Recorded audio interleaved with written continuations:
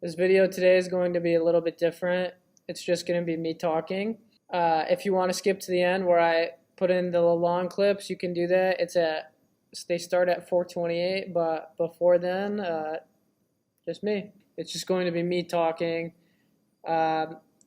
because I kind of had a headache earlier today and didn't get as much done as I wanted to, and so I'll speak to Lalonde's press conference. I watched the entire thing. I heard a lot of good things from him and Stevie and Chris Ilitch.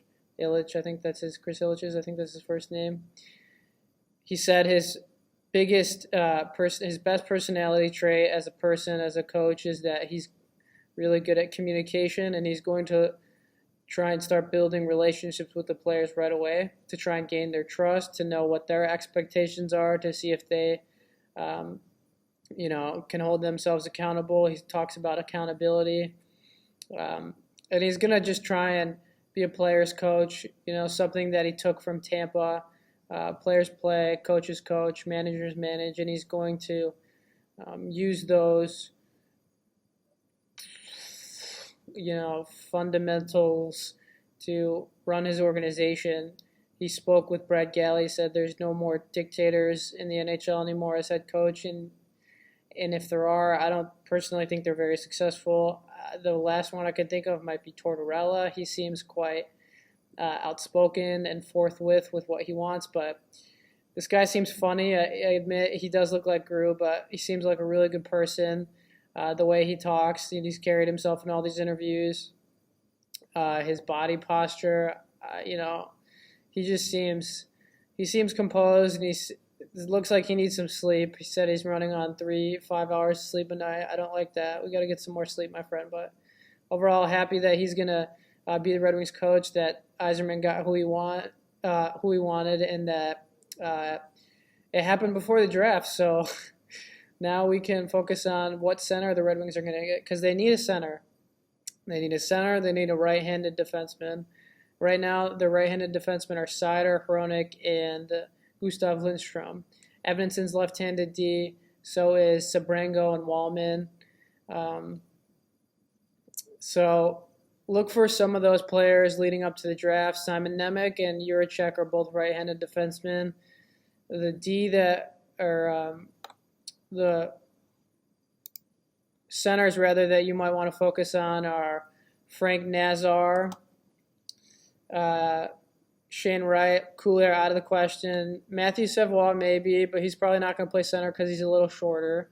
Connor Geeky, he's probably out of the question. Actually, maybe not. He's 6'4" and 190. He's ranked 5th for North American prospects, so we'll see. That would be dope if they got him. And some dude named Luca Del Bel Baluz. What an amazing name. And for European skaters, Marco Kasper, we know he's 6'1", so that's good. He's sitting around the 10th overall position. Brad Lambert, who knows what's going to happen with that kid, but he's interesting. Who else in the European area? Yuri Kulik. So look for some players. Red Wings need centers. They need right-handed D. They need depth. They don't have it. And that's going to be something that gets addressed in the next two drafts. Someone asked, is Bedard the real deal? Yes, Bedard is the real deal. Is Shane Wright? No. He looks like he's a slightly worse version of Jonathan Tavares. That's what I see out of him. Juraj Slajkowski, he looks to me like a mix between Jesse Puljujärvi, Mikko Rantanen, and Patrick Laine. I don't think he'll be as good as Laine or Rantanen, but we'll see. The Red Wings are going to get the player they want, just like they got the coach. And as always, we trust Stevie Y. Okay, have a good weekend and a happy 4th. Peace. What do you think is your greatest strength as a coach, as the coach for the Red Wings moving forward? Communicator, relationships. There's a special bond, special relationship, and I carried that with me. I care about the guys. I'm going to care about the guys. We're going to have a very good relationship. I'm going to want to have a relationship. I'm going to want to get to know the guys. And then when those hard conversations do come about, maybe there's some trust there. Well, those first impressions are huge. I will talk with the management team. I want to get to know their impressions on every kid. I want to be open-minded on every player.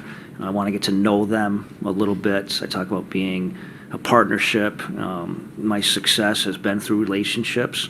So simple, I want to get to know them. I want to talk about some of their expectations that they have, or their expectations of them individually and as a team, and kind of get to know their why, what drives them, what do they want out of their self, what do they want out of their team. We want to win. Even interviewing with Steve, just the passion of him as a patient manager, selling this as we're in the middle of a process, but man, there's some underlying passion with him too. We want to win, but we're going to do it correctly and in the right way, and it's my job to begin that process, and hopefully we're talking about playoffs sooner than later, but it's going to be about the process.